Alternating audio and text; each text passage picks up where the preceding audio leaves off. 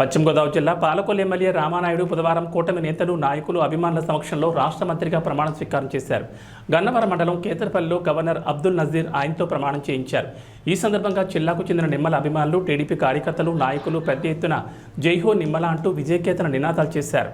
నిమ్మల రామానాయుడు అనే నేను శాసనం ద్వారా నిర్మితమైన భారత రాజ్యాంగం పట్ల నిజమైనటువంటి విశ్వాసం, విధేయత చూపుతానని, భారతదేశ సార్వభౌమాధికారాన్ని సమగ్రతను కాపాడుతానని, ఆంధ్రప్రదేశ్ రాష్ట్ర మంత్రిగా నా కర్తవ్యాలను శ్రద్ధతో, అంతఃకరణ శుద్ధితో నిర్వహిస్తానని, భయం కానీ, పక్షపాతం కానీ, రాగద్వేషాలు కానీ లేకుండా రాజ్యాంగాన్ని, శాసనాలను అనుసరించి ప్రజలందరికీ న్యాయం చేకూరుస్తానని దైవ సాక్షిగా ప్రమాణం చేస్తున్నాను.